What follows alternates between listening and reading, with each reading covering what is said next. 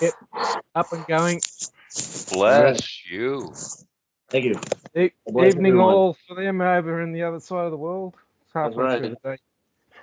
So let's talk about this disclosure because it is real, and I want to point out to everybody that it is actually different than the previous UAP disclosure, even though it could be all coming out of the same agency or secret department, electrogravity gravity department, Majestic 12, blah blah blah. But these are actually different. So these are drones that are twice the size of their traditional commercial ones to the size of cars, just about small cars.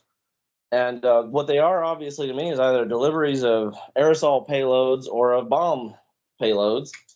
But they are freaking out Americans. They're being tested in the area. I've said this before. They paid for this World War III, and they're going to have it, or they want to have it. So I think that's what's going on. I don't think it's aliens. So I'm willing to listen to other people's point of view on the issue. I've heard reports that there's a Iranian military ship off the East Coast, and that was responsible for that. Sorry, what? The White House is denying it officially, which is why I shared that video. Right.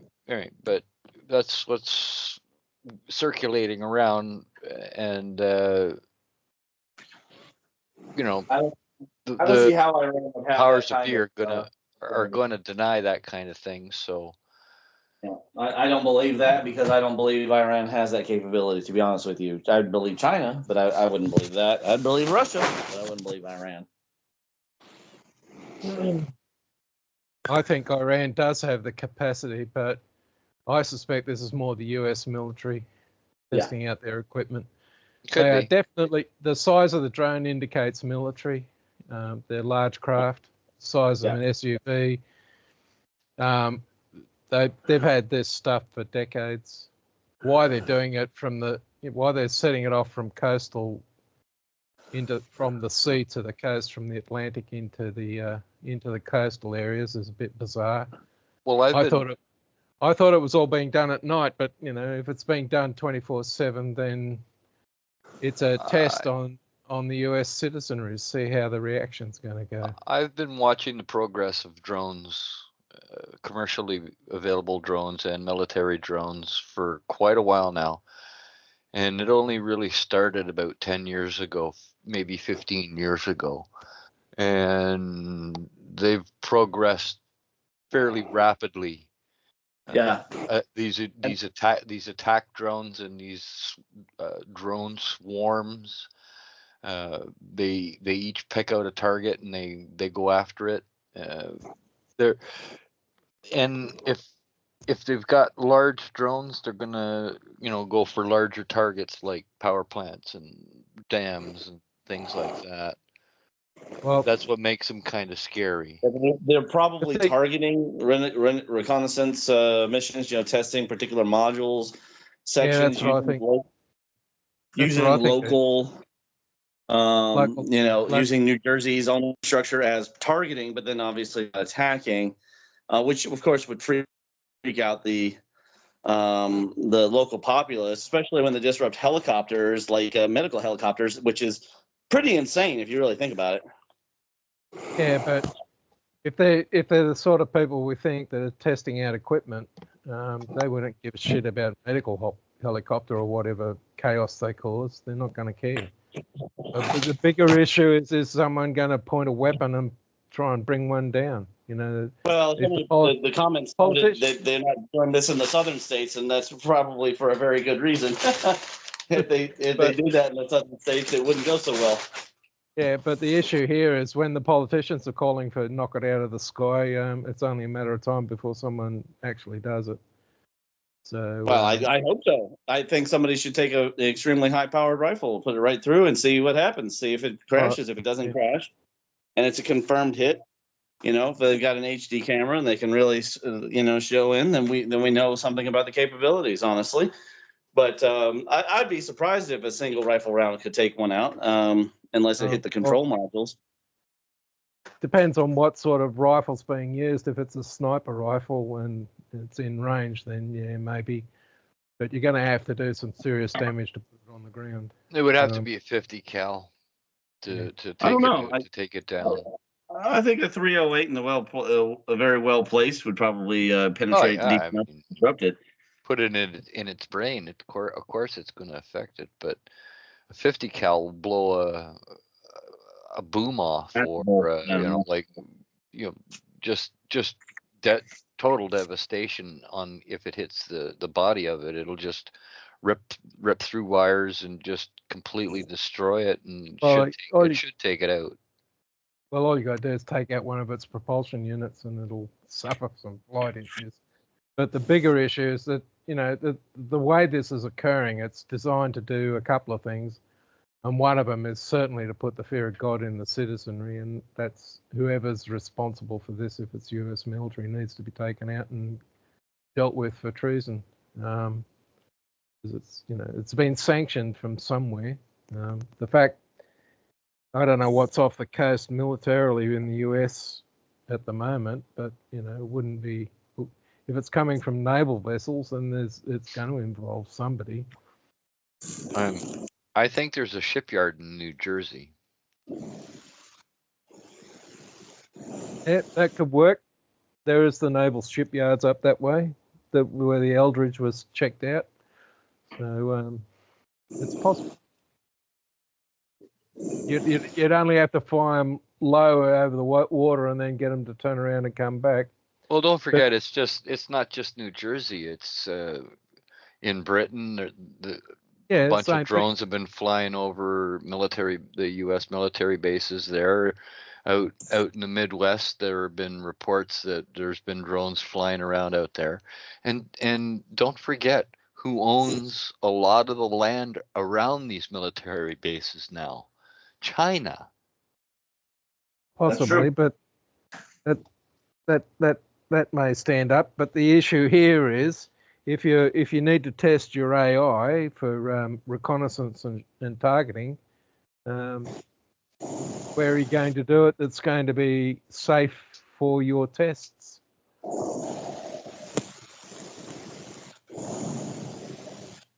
It just strikes me that a little bit too convenient. That's all. There's an agenda here, and it's obviously, it's like right before he leaves office, he enables Ukraine to shoot Russia. They cut some cables, and now we're just priming for World War III, whether or not the president the way they wanted. Well, the question is are we going to have another surprise events for the US like occurred in 42 and 2001, sorry. December 7 and September 11 were turnarounds for the United States. It got everybody hot for war. So are they gearing up for another one of those style events as well?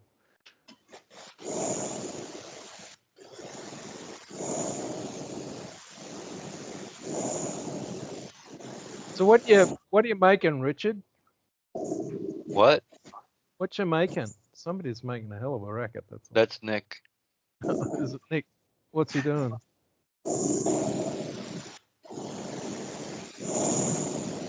Hey Nick, do us a favor, hit the mute on your mic there. It's going crazy. I think he's trying to pretend to be Darth Vader. Maybe he's operating a cafe machine, Yeah, maybe he fell asleep with his sleep apnea machine on. I don't know. It's definitely going crazy on that end.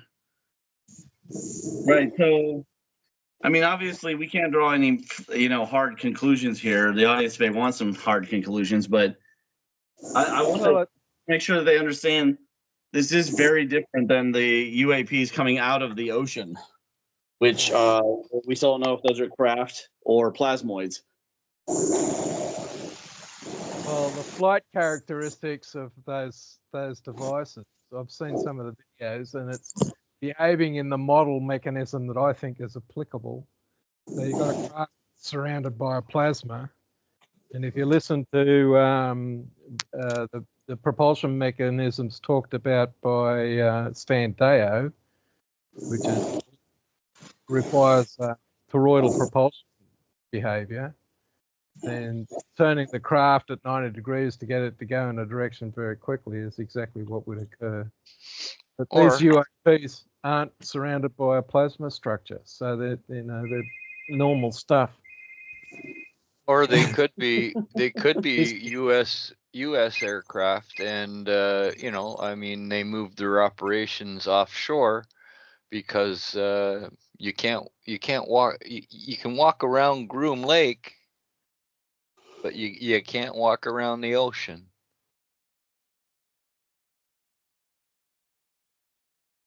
They just moved the operations offshore, and they've drilled down into the sea and sea floor, and they built some kind of base out there. I'm going to be losing my signal when I leave my driveway, so you guys keep going. I will rejoin if I can. But I'd like you to amplify on explaining to people the plasmoid theory of the UAPs. I personally am only 30% in favor of this versus craft. I favor electrogravitic craft, but them coming out of the ocean is very intriguing. I doubt it's Atlanteans. But there very well could be, if we have deep underground military bases, there could very well be deep underwater military bases, in my opinion. Well, we have the technology to be able to seal large areas from large pressures, and I don't think it's out of the question that they've built a base out underneath the ocean, out in the water, fairly close to shore, because I've seen these really weird arguments lately from people who don't believe that we went into space. Sorry.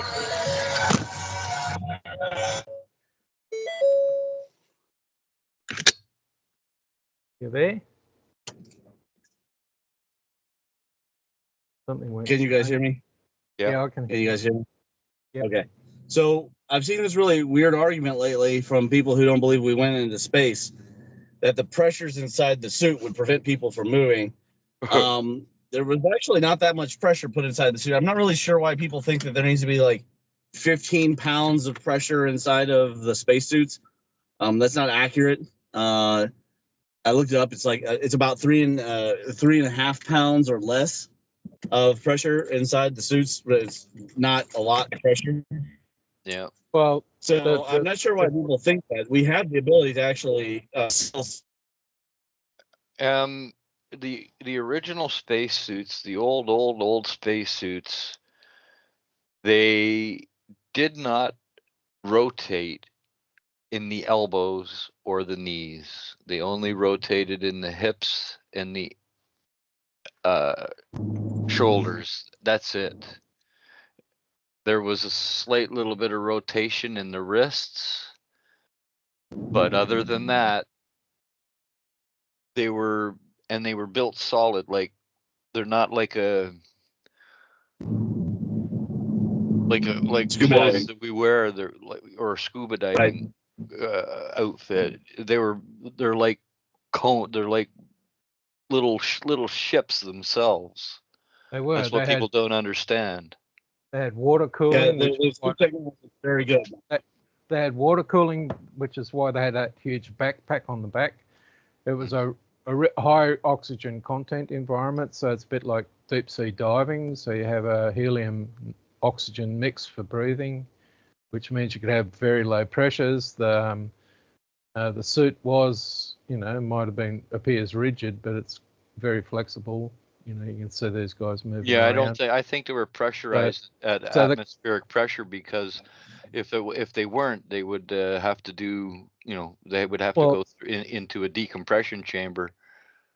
That didn't happen. So they were pressurized at atmospheric pressure.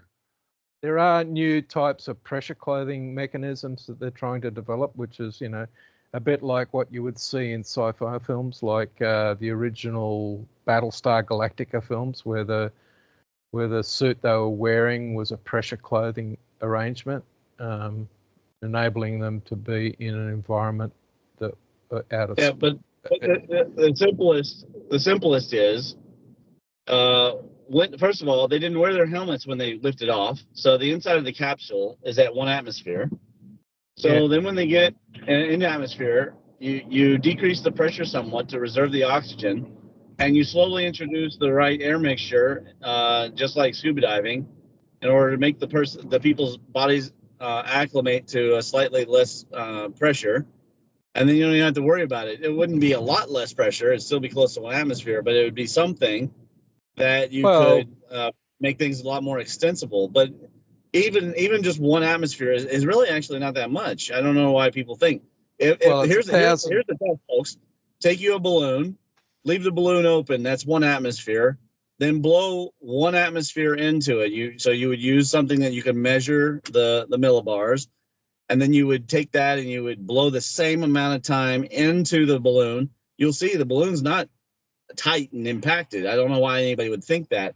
That would be 1 atmosphere above 1 atmosphere. That'd be 2 atmospheres. At 2 atmospheres, you would have a relative comparison of 1 atmosphere versus vacuum. So it's not really that insane to think that people could have these suits. When we go to the pressure depths that we go to after, Jacques Cousteau, suit technology went way, way, way up. So it's not very hard. You can stop with that speculation. All spacesuits are at 1 atmosphere. Well, there you go. The other alternative is you do what occurs in high altitude. So going up to Mount Everest, for example, you can still breathe on the mountain. You might need a little bit of extra oxygen to keep going, but it's a survivable atmosphere without a suit. So if you're going to go into those sort of rarefied atmospheres, low pressure breathing is the better solution, which is what the spacesuits were designed to do. You were correct, Raymond. In which way? The suits used by the shuttle astronauts operate at 4.3 pounds. Normal atmospheric pressure is 14.7. There you go. So they don't need to be fantastically pressurized in order to be habitable. And this is one of those falsities that masquerades on the web as like a truth. I saw a bunch of physicists saying that space would be, because space is an insulator, it'd be incredibly hot, like way too hot for anything. And I'm just going, what are they talking about? Like, this is not accurate. So there are parts of space that will be warm because of the radiation, and then there are parts of space that will be near absolute zero because there's not enough radiation.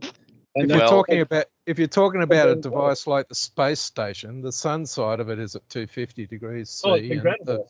And the other side is at minus 200 and something degrees. That's on a steel tube. So think about the bending of metal. And if you're out in space unprotected, whatever portion of you is facing the sun, it's getting cooked, and the backside of you is getting froze.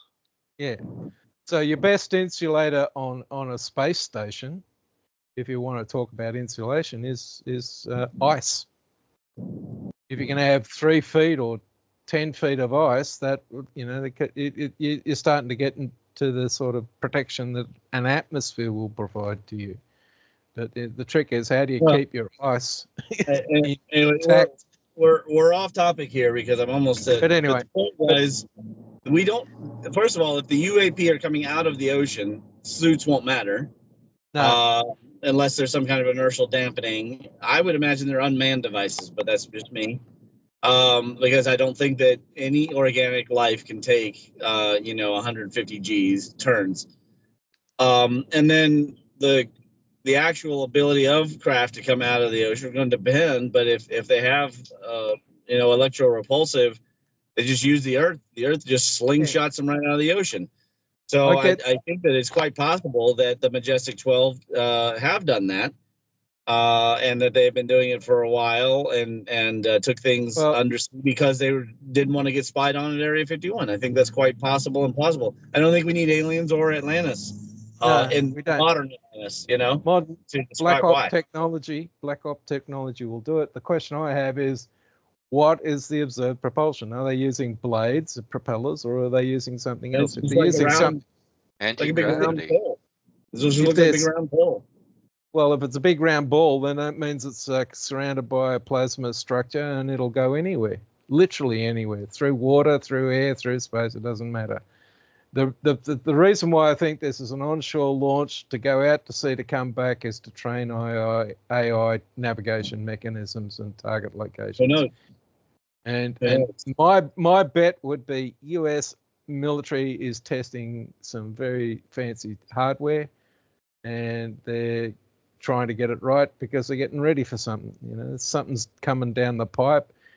And if we're going to talk conspiracy ideas, it'll have to happen before January 6th, because the powers that be that want the war to happen have only got until then to get their show on the road. I just don't want to. You don't want to. Anyway, you've cut out. I But the truth just is, think. they're definitely drones. Oh yeah, they're definitely drones. The fact that there was one effort that I saw that somebody launched his own drone and had tried to approach it, and he lost control and the battery got drained. So that would imply to Too me far. some sort of field technology that will drain batteries, and I've got some rock that will drain a battery. It's actually a rock. If you put it near a mobile phone, it'll just wipe out the battery in a matter of minutes. So that's just sort of a weird rock, basically. But it's, you know, high metal content. It's configured in a strange way in terms of banding and all the rest of it. But yeah. So the actual machine could be gaining power from its environment, and if it's absorbing electricity like the rock that I've got here does, then it's being powered by the environment directly, and anything that's electrical comes near it just gets drained, particularly if it's a battery.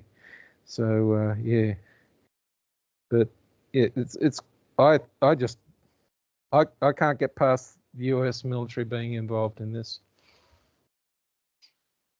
because if it wasn't the US military, there would have been other activity going on, and that's not being shown to be occurring. You got the US Defense Department saying, "Oh, we don't know what it is." Who was Yeah. the German? Who was the Nothing German to fellow worry that about. was working with water vortices? Schum Schwarberger. Schwarmberger? Schwarberger. Schwarmberger or Victor Schwarberger. His Schwaberger? son. Yeah, Yeah. they have his technology because the Yeah. Germans had his technology. They stole it. They have Tesla's technology Yeah. working on anti-gravity. They have T. Townsend Brown's technology working with anti-gravity. Alien stories started coming out in major way in the 1950s, and it was all in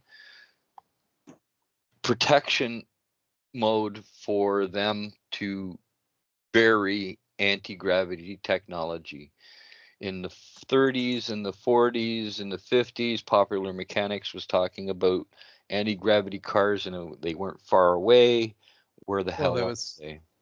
there It's was the stuff because that was being done in. it's because T. Townsend Brown and Tesla's work and Schauberger's work all got scooped up by the military-industrial complex. Exactly. Well, and you had poof, the air car gone. being developed in Canada by de Havilland. Air car was and bullshit. it all Yes, went. I The have thing to drop is, off. Keep going. it all went quiet was the problem here. So we got The air what we car got is was only powered by fans, by yeah, but it fans doesn't around matter. the perimeter. It was a stupid attempt to try and build a flying saucer. It had nothing to do with It had to do with everything the to do program. with this Nothing. misdirection. Okay, it's got everything to do with misdirection. You know, get people thinking the wrong way so you can go and build your technology. But if this stuff is being driven by, you know, we can't see the propulsion mechanism. It's surrounded by a plasma field. When we've got vehicles, then these drones are vehicles that travel through the spatial environment nearby without the need to refuel. Oh, it would have been a they- mess. they It would have gain- been a. It would have been a better misdirection if the flying saucer had worked, but they could only get it a couple feet off the ground, and that was well, it. Yeah, but the issue here is we've got vehicles of the sort that, if I think of it, the propulsion mechanism works the way it is, absorbs its energy directly from the environment. It does not need fuel. You don't need to put avgas or nuclear reactors or any of that shit in there. It just absorbs energy direct from the environment and powers itself. So, you know, that sort of technology, when it's applied in the military environment, changes the game for everybody. You got vehicles can go anywhere in the world at whatever speed they want. How are you going to draw without the need power? Without the need to refuel. How are you going to draw power from your environment? Well, Victor unless you're Victor Schauberger showed you how to do that. Just, you know, spin water. If we want to go back a bit further in time, go back to the Thompson's Thunder machine. All you have to do is spit water. That's a power source. Yeah, and it's not water it's not water. Yeah, all you need to do is get a very thin. All you need to do is mercury that they're spinning, not water, my friend. Yeah, but it doesn't matter. The issue here is that if you get the J.J. Thompson's Thunder machine, all you need is two very needle streams of water. You run two streams of water through a copper loop and a cup, and it will generate power. Generates power just through the gravity field. You know, falling water being spurted through. Water moving in that arrangement across a distance of about a foot or so will produce a 2-inch electrical spark between conductors. 2 inches, you know, 40,000 volts, and all you're using is water. And if I'd like to see that. Well, it's on the video. It's on videos. Go and have a look at it up. Look it up under Victor Schauberger and J.J. Thompson's Thunder machine. There's an Australian who's got a video of this thing that he's got, and he's producing 40,000 volts out of it, just from driving water. And as that video continues, instead of a water stream, what you get is a rotating toroid of water around the device. Send me a link, please. I have sent a link. I'll have to search for it now. But this is trivial stuff to do. You know, every meter of atmosphere rise, you've got 100 volts potential. You know. Yeah, but that's that potential is to the ground. You have to have a ground. Yeah, but the space shuttle, shuttle spat out 1 kilometer wide to generate electrical power in orbit, and it worked. You know, it didn't. It fried all the electrical systems, and it wasn't the space shuttle, or it was one of the early space shuttles that ran that experiment, and all the equipment got fried. Yeah, well, if it got fried, that meant it got a lot more power than they were expecting. Exactly. So, you know, we're talking about the sun putting out. But that's a wire. But that's a wire running between the energy being produced. The energy being produced by the sun at Earth's orbit. But that's arcing between double layers, my friend. And how? Yeah. But you need to understand the electrical energy being whacked at the Earth from the sun at Earth orbit is 10 to the 36 watts of power. You know, multiply it by by 100, and you've got enough energy to stop the Earth from spinning. That's how much energy is being spat out past us. All you need to do is stick out an antenna and collect some of it as it goes past. You know, induction works really well. So if your craft has got the ability to suck power out of the environment, you don't need to go fill it up with gas just to get it to go anywhere. And they've had what, 80 years, 90 years to play with this stuff longer. It's been going since the 1930s. So we're nearly talking 100 years of play around with this stuff to get the propulsion systems to work. You know, and every time a university did this levitation experiment, the spooks turned up, got everybody to sign these non-disclosure agreements and told never to talk about it to anybody or never do any experiments. There's a reason why that happened. Yeah. And the reason why is that there was propulsion technology that works. And there was a guy in Russia who had his floating hoverboard, and they got rid of him. The Russians got rid of him. It's not just the American military that have been working on this stuff. Everybody's been working on it one way or the other. And you need this sort of propulsion and levitation technology to build structures like megalithic constructions, the pyramids and other things that exist that have been on the planet for 10 or 12,000 years or longer. They got no idea how they moved the rocks. Well, all you need to do is change the electrical potential of the rock and it'll float. And all you have to do is push it. If you can levitate anything, then, getting it to go anywhere is easy. All you got to do is just have a mechanism to overcome friction. So when we're talking about hypersonic devices that make no noise, which the Tic Tacs and other things are supposed to do, are the drones noiseless? Are they, Yeah, but I think they're human made, so. Oh yeah, I'm sure they're human made. But, a lot of people out there will be looking at this stuff saying, oh, it's ET, come to visit us. They're spying on us, blah, blah, blah. Create I think Raymond was looking at it from the point of view of the alien invasion scenario that's supposed to be going on. Well, we have to think clearly, and we have to understand that these things that we're seeing are from our world, not from other worlds, and they're not attacking us. And it's human technology. They're testing navigation systems, but we've got to understand it. Von Braun,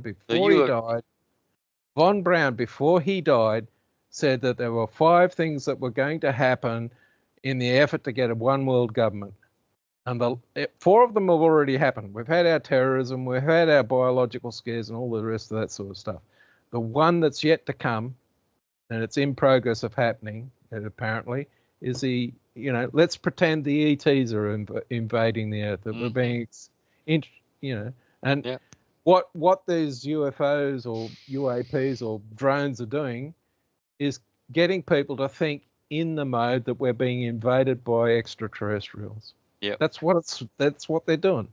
That's how they get everybody together. How they trick everybody to follow the central control unit. And anyways, I'm gonna split, guys.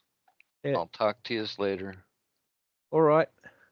So if they're going to, the only question is, are they going to wind it up? They're going to amp it up.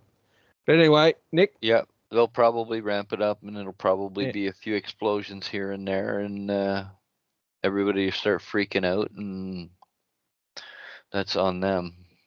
What happens next? Well, I just hope it doesn't go too far, but, the people just take a deep breath. But I don't think that'll happen, given what's occurred previously. Anyway, I'm going to stop recording now, and we'll catch you all up later. Okay, Nick, take it easy, guys.